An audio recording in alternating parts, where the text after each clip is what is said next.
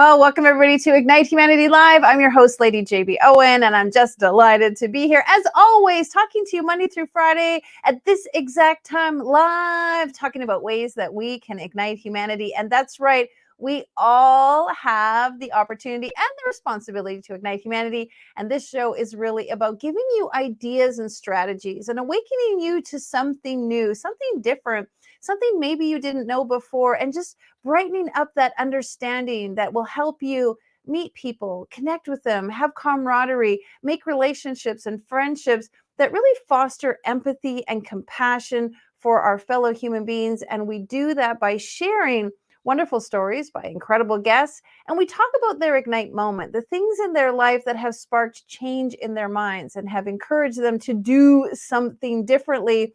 And in doing that differently than the norm, they're truly igniting the fire in others. When one candle is lit, it can light many candles. And we love that analogy because we are here to awaken and ignite you in ways that maybe you haven't seen before on television, because we're talking about humanity. That's right. Well, it's Tuesday today, and the word of the day is awaken. So we're going to wake you up to some new ideas, maybe something you haven't heard before. Let's welcome our guest. Kyle Jetsel, also known as the Driven Autism Dad, is the father of 6 kids with 2 middle sons diagnosed on the autism spectrum. For years, Kyle and his now deceased wife, Shelly, struggled with raising their sons diagnosed on the autism spectrum. With the experts, books, and therapies failed to help them solve autism-related challenges in their home, Kyle became driven to lower the stress and lead his family to learn how to thrive as they raise their children. Kyle teaches that same framework and recipe to other families so they can become what Kyle's family has become. They call it the top 1% happy family. All right, let's welcome him to the show. Welcome, welcome. Hey, how are you, JB? Doing great. Thank you so much. I love the top 1% happy family. That should be a t-shirt. It should, yeah. You know, it's interesting. People ask me, how do you quantify that? And I say, well, I believe it, my wife believed it, and my kids believe it. So it is. That's the way it is. Mm. It's so true. You know what? It's a lot of it is what you believe, but if you declare it, you can become it. And it's truly a wonderful thing. I'm sure there are lots of families with autism and not who would like to say, how could we become 1% families? Is there some tools, skills, strategies, and outline that you can share with all of us to make our families be better? There sure is. You know, I think one of the things that can happen to us as parents raising difficult kids or challenging kids, or a lot of people call them spirited kids, Yes. is to realize that we can, if we keep running down the same path we've always run, we're probably going to get very similar results than we've always gotten. And that was what was happening to us. We were struggling because our kids were wild animals, is what they were. And there was no line that they really wouldn't cross in their behavior. Mm. And so it took a while for my wife and I to really start to understand that we had to create very specific strategies for our family that worked for our family, right? I mean, you can read a lot of books, but there's always some unique situations in each individual family and with each child that you have to work through. Yeah, and I think it's important that it becomes a conscious decision because many of us have children, become parents, and we do flounder. There's no instruction booklet. We don't know exactly how to do it all. But yet we sort of just are always in reaction, dealing with the problems, dealing with it when something comes up, versus what you just shared is like taking an active approach to make it better by doing some tools and strategies. Love that. What did you discover will help create this 1% happy family? You know what? What we decided to do, my wife and I, after struggling for so many years and really almost getting to a point where our family was destroyed, is we decided to start paying attention to when we got, as parents, frustrated or angry or discouraged or overwhelmed with our kids. And Mm, simply when that happened, we decided to identify that and say, what is this challenge that's making us as parents feel that way? Once we identified the challenge, then we could say, okay, let's look at what we want our long-term objective to be with facing this challenge. And it could be anything from potty training to, kids that talk back, to kids that curse at you, or the kids that won't make their bed or clean their room, whatever it is that those things are. And then once we created a long-term objective, we just created a set of steps that we were going to follow every time. And the most important thing we did do is we did this after the fact. We didn't do it while we were in a heightened emotional state. Mm, One of the biggest problems I think we have as parents is we make these decisions when we're angry or frustrated or discouraged or exhausted, right? And those that's really not the best time to make those decisions. So we would step away from those situations and write down what's the challenge, right? What's the objective? What's the strategy? And what are the tactics? So the next time this event happened, we could follow a series of steps that were and the very first step in everything we did was, I'm going to do this in a spirit of love, even if it's mm, hard, right? And once that happened, if a kid comes to you and starts and you have conflict and there's problems, and I'm just going to tell on ourselves early on. My two young sons, my oldest sons were feral, and they weren't above screaming or yelling or testing all these boundaries. And when we would feel that, we would step away from it and create that plan of action with very specific steps. And like I said, those steps always started with, how can I do this in a spirit of love? Now, the next time it happened, we knew the steps we were going to take, and we could do it unemotionally and be calm and loving and kind through that process. And it dramatically started to change the way our family worked because our kids felt love in heightened moments. And what a powerful thing that was for them to start feeling.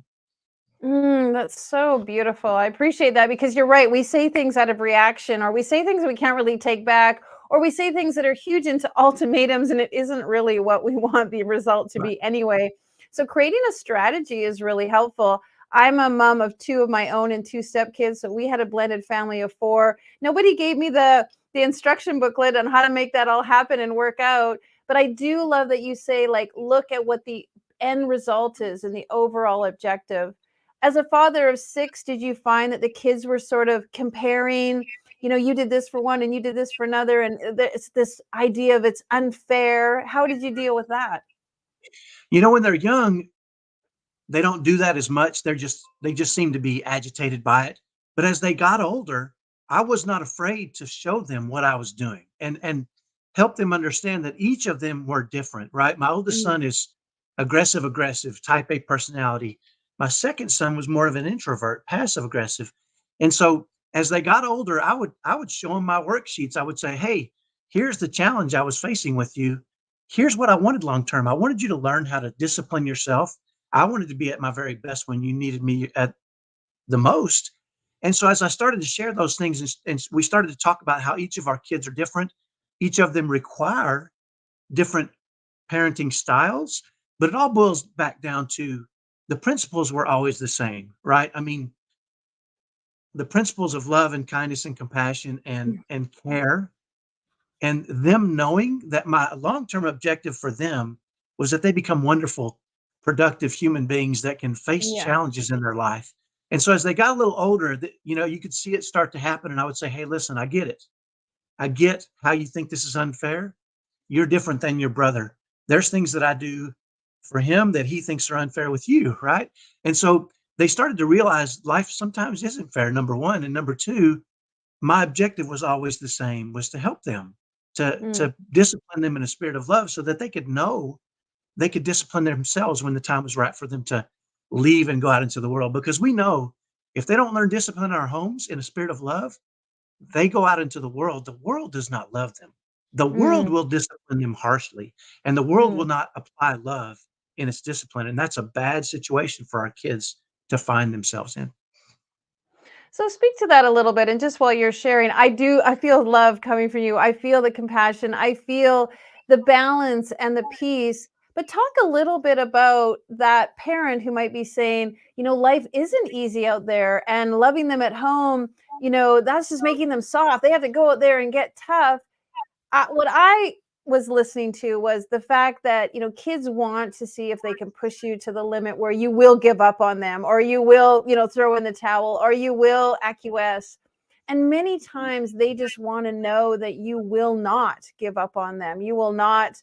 I think the best thing my mom ever said to me when I threatened to run away is, she's like, "Don't worry, go ahead, run away. I'll find you. I'll come get you. I'll bring you home." That kind of kibosh the running away thing. But I That's a knew great she point. right? I knew she cared. I knew she cared enough that she was going to come and find me. You know, my wife used to call our kids velociraptors. And I don't know if you've ever seen the movie Jurassic Park, but the Yes. velociraptors are they're smart, they're creative, they're persistent, right? And they're constantly testing the fences. They're in this big cage with electrified fences surrounding them.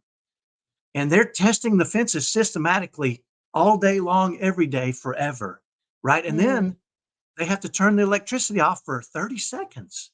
And those velociraptors are free and they're out and they're killing everything. They take over the island, right? And my wife used to say, listen, kids are velociraptors and that they're going to test the fences, they're going to try things. They're learning how the world works. And right. so they're going to press buttons, they're going to try things, they're going to do things to see what what the response is because they're learning creatures. And our job is not to break their strong will. We want them to be strong-willed. We want them to Right. be powerful. What we don't want to do is break that and say, you're going to do what I say when I say, because I'm the parent, you're the child. And we all know that doesn't work anyway, right? They're not Right. having that. So, the idea is to give them parameters and guidelines and let them run as free as we can and experience their own pain and suffering, their own discipline, all those things like I said, and you said it very best, in a spirit of love, right? If we say, hey, Mm, the bottom line here is, I love you, but we're not going to do that. And if you continue to do that, there will be consequences because I love you, not because mm. I'm trying to limit your ability to have fun. As a matter of fact, I promote fun, right? If it's legal, moral, ethical, and nobody gets hurt too bad, I promote it. I want you to Yeah. do that. I just want you to understand there are guidelines that are going to keep you safe and also give you the things that you need once you go out into the world. And that's really Mm, what our not to try to they're not bad. They're just kids. That's what they yeah. do. And we should expect that. We should expect to be challenged as parents. We should expect them to be strong-willed and be spirited and try things. And once they do, we have to prepare ourselves the next time, right? My wife and I used to say it only happens once. Then we've got to plan for it the next time, right? Because we had to. Beautiful. Beautifully said. Beautifully said. I'm going to start doing that. I would talk a lot about self-management. Like you need to learn to self-soothe. You need to learn to self-correct. You need to self-regulate. You need to self-entertain. So the importance of self-management was so important for me with my kids is because I didn't want them always looking for everything out there, going to the fridge for comfort, using social media, leaning on a friend. I always wanted to empower them to have this sense of self, this sense of consequences from self decisions. And of course, what you just said, they're going to make mistakes, but it's so great that you be a parent and you kind of be like a little bit of a spotter, like waiting to Well, catch them in case they fall. But let them try. I love that. And I think the most important part of helping them learn how to self-care and self-regulate and self-motivate is to model that behavior, right? If they Yes. know, if I get mom really tired at the end of the day and I pester the crap out of her, she'll give in, right? Right. What we're doing then is modeling for them what they can do out in the world or who they're going to become, right? What we don't want to do that. We want them to look at us and say, this is how happy strong, loving, kind people are. And if we fall into the trap of being triggered or frustration or anger or screaming or yelling or punishing them for a year or whatever it is we do, that really isn't modeling, self-regulation, managing your emotions, all those things that you just described that we want them to learn. What better way for them to learn it than to watch us apply Mm, those things in our life? And as we do that, they realize that's what makes us happy. That's what makes us healthy. They realize that expressing that love to them in those hard moments is what adults do. And they start to take that out into the rest of the world with them. yeah, it's so, so true. One of the principles of igniting humanity is lead by example. It's really to show, to shine, to foster so that other people can use what you are doing in empowering yourself to empower themselves. Let's talk a little bit about autism because I'm sure there are many things that we layman people may not know that you have learned that you could share with us to teach us, to educate us. So the next time we're maybe exposed to a situation like that when we don't know, we can have some tools from you. I think the number one thing, and this should be applied to everyone, right, is we don't know other people's situations. We just don't know. And so it's easy it's easy to pass judgment or to see other people doing things and say, I'm not going to do that, or I'm not raising my kids that way. But we really don't know what they're going through.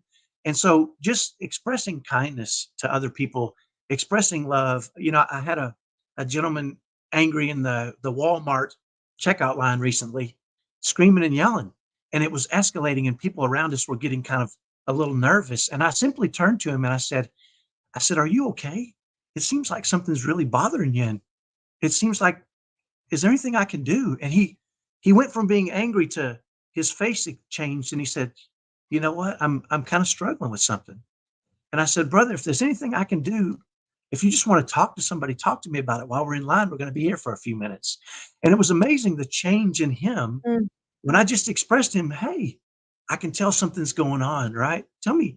And you won't always get that, but certainly when you approach people with kindness, even when they're agitated or frustrated or angry, it almost always will disarm them. And Mm. there's something else going on generally. And for us to just express kindness out there, and really, no matter who it is, whether it's a child that's struggling with regulation or whatever the case may be, if we just express kindness and patience, it's amazing how that will make people feel and how that will change their outlook and their direction in those days. It is so true. We do need to be showing compassion to one another. And that is really the principle of how we can ignite humanity is understanding where someone has come from. We don't know their journey. We don't know their story. We don't know the path that they walked to. We don't know what that man was going through the moment before he stepped into line. He could have lost everything, lost a family member, witnessed something tragic. There could be so much going on with him that we don't know. And yet we judge people when they're not at their best. And the truth is that's when we as human beings should be really reaching out to one another. And of course with our kids, because when our kids are having temper tantrums and they're losing their cool and they're crying, they're unable, they've lost the plot. They Yeah. can't find their way back. And there are just so many times where honestly just hugging them and embracing them and holding them and letting them know it's all okay for our family has been like a wonderful solution in many times when words and logic just is gone. You can't figure it out. And what a great thing to model, right? When others are in distress is to love, right? What Yeah. a great model for them to see us as parents doing. And they'll say, oh, you know what? I get it. When I see others in distress, or when I grow up and have kids and they are in distress, I'm going to love them, right? And what a great model you've set for them, and they'll think that's what adults do, and that's what adults Yeah. should do, right? But Yeah. too often we get caught up in the frustration again, or why now, or why me, or when are these kids going to learn? Well, they're going to learn when they're going to learn, right? Yeah. But loving on them in those heightened moments teaches them that is the answer, right, to those difficult situations, is to calmly love on them and to tell them it's going to be okay and we'll figure this out. And we always do, right? We always figure it out. Yeah, when my kids were little, we grew up in a big city, and then we moved back home to where I grew up and where I was raised, a smaller town. And I remember the first couple weeks we were here, we'd be walking around, and I'd say hello to people. I would not acknowledge people, and my son would say, "Do you know them? Do you know them? Do you know them?" I said, "No, I just am saying hello." And then my daughter was like, "Mom, it's like happy land here. Like everyone's saying hello to each other, and everyone is so kind, and everyone's helping each other." And it just was smaller town mentality than big city, but what was sad and surprising to me was they saw the dichotomy of saying hello to people. And one time the waitress was really helpful, and my son was like, "What does she want?" I was like, "Nothing. She's just being kind." But I noticed that they, as children, were aware, distinctly aware of a new style of communication that was utterly friendly and showing love. And it was surprising to them, which was very sad to me that they had to be removed and put into a new environment to show love. So, folks, wherever you are in the world, you can be saying hello to strangers, you can be holding the door for people, you can be modeling that for your kids. Kyle, let me You know, I, ask you a little bit. Oh, sorry, go ahead. I had an experience where I took my twins wanted to go get candy at the store, which, they're 16 now. And they went inside and I sat in the car, and I happened to notice a guy sitting on the curb, looked like he might be homeless. And so if I feel compelled or prompted, I'll walk over so I sat down on the curb next to this gentleman and just started talking to him. And he had a fascinating story. He'd been through a whole lot. And I approached him. I said, "Hey, is it okay if would you like to chat?" And he said, "Sure." And I sat down and talked to him, and my twins came walking out the door, and they looked over and saw me and grinned from ear to ear. And we got back in the car, and they just, for the rest of the ride home, talked about, "That's who you are, Dad. You just find Mm. ways to try to talk to people and brighten their day." And and they were laughing about it, but they modeling, like you said, we don't have, it doesn't matter where we're at. If we say hi to people, or we're kind to people, or compliment them on things that we like, it changes people. So such a simple thing that'll change people's lives very quickly and easily. And you find yourself feeling surrounded by love, right? No matter where you're at. It's so true. So my son is now 19. He's moved back to that big city. And I was talking to him on the phone the other day, and he was on the bus coming home from work, and he was chatting with me. And as he got off the bus, he said, "Thank you, sir, for the ride." And then he kept talking to me. And I was like, "Yes," because he literally paused the conversation with me to just thank the bus driver. And that to me was like, that was what Ignite Humanity. Maybe that bus driver didn't have a single person say thank you for the ride for him that day. And my son just making that little effort from all the times I said hello to strangers, they learn. So those kids are learning, they're sponges. So please be examples of how we can ignite and inspire each other. Tell me a little bit, Kyle. You've been through some ignite moments, and obviously raising 6 kids, losing your wife. Share, what was the moment that you knew becoming the Driven Autism Dad was part of your destiny? There was a time where we were struggling as a family. And I remember, after what seemed like a week of just pure struggle, I found myself on the front porch of my house with my keys in my pocket, feeling like I wanted to leave my family. I was, we get to a point sometimes where we say, "This isn't what I signed up for." And I Mm, remember standing there after a big argument with my wife. We've all been in those situations where the stress is overwhelming. And I remember standing on that front porch, and as I'm standing there considering leaving my family, I had a memory pop into my mind of when I was a little kid playing baseball. And I was probably 11 or 12 years old, and we were about to win the game, and somebody hit the ball to me, and I made an error, and we ended up losing the game, and it was all my fault. And I remember going over to my dad, who had watched the game after this error, and I said to my dad, so sad, that was my world at 11, right? And I think I had tears in my eyes, and I said, "You know what, Dad? I wish the ball hadn't been hit to me, because then we could have won." mm, And I'll never forget, my dad got down on my level, and he said, "You know what, Kyle? That's not the way we do things. You don't ever want to leave your success or happiness or your achievement in anybody else's hands. Don't you ever go down without the biggest fight you can give. If it's important to you, you work and figure it out, and don't just quit. Never quit. Don't ever quit." And in that moment, I was just overwhelmed, because we had tried everything. The autism experts and the specialists and the therapist had tried, and we were still struggling. And so I did something else my dad had taught me to do. And I went over under a big pecan tree in our front yard, and I prayed. And mm, I don't remember much about what I said, but I remember feeling like the answer was, "The problem is not your wife, and the problem is not your kids. The problem is you. Fix you. mm. Become the leader your family needs. Fix you, and watch what happens." And that was an absolute turning point in my life. I went back into my wife, and I said, "You know what? I'm not going anywhere. I'm going to fix this." And in that moment, she was still mad at me, and she said, "Good luck." And I remember she was angry, and I realized that we were in trouble, and I wasn't doing a good job of being a husband and a father. It was me. And so that's when I became driven to figure this out. If I said, I don't care if we never get happy, I'm going to die trying. But what it Mm. was me changing my approach, realizing that I could set the mood and lead in kindness and patience and love consistently.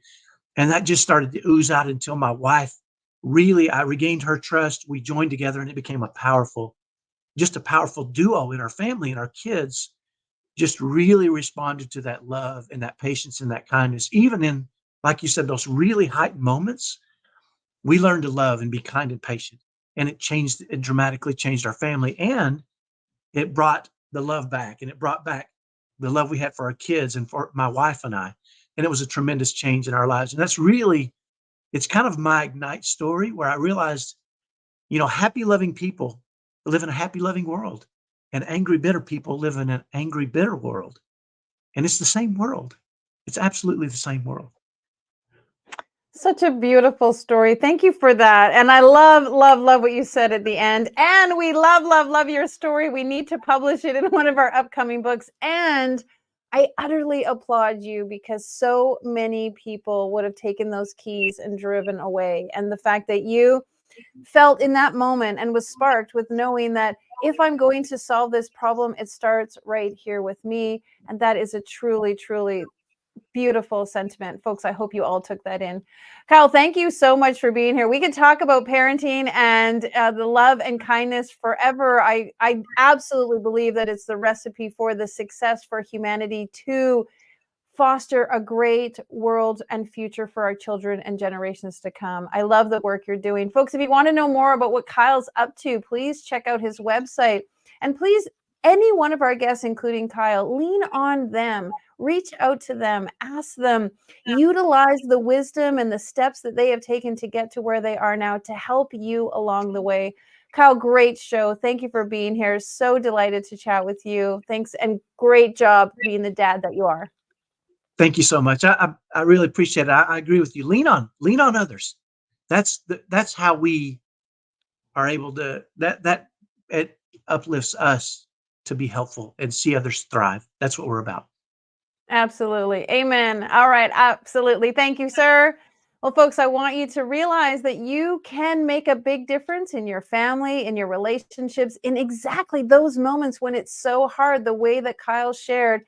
Instead of walking out, walking away, running away from the problem, decide that you have the ability, you have the strength, you have the power. You may need to learn something. You may need to study more. You may need to put in the practices. You may need to create and look at the long-term goal like Kyle shared, but you absolutely have the ability to shift the trajectory of any problem, any situation into one that can be better and more beneficial for you and others.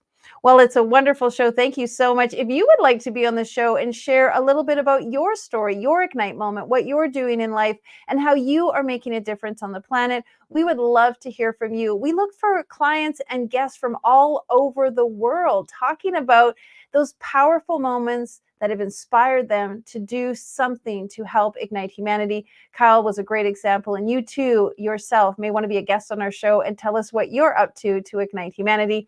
If you'd like to know more about what we're doing to ignite humanity, you can always head on over to our website.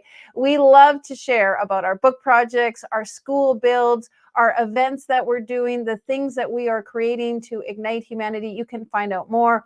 And if you'd like to come to our big event in Las Vegas on May 16th and 17th, please check out our website. We are looking for you to come and ignite your life there. All right, blessings. We'll see you tomorrow. Now, more than ever, we need to come together to connect with one another.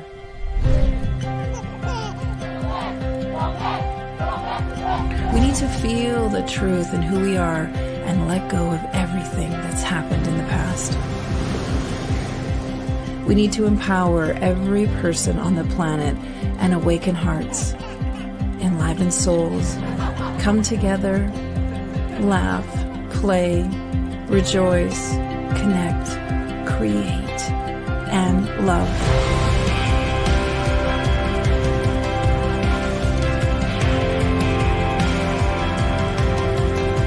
It's time to ignite humanity.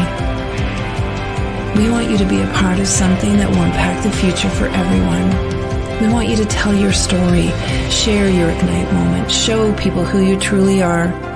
Be a part of igniting humanity and making a difference in the world and all of our futures.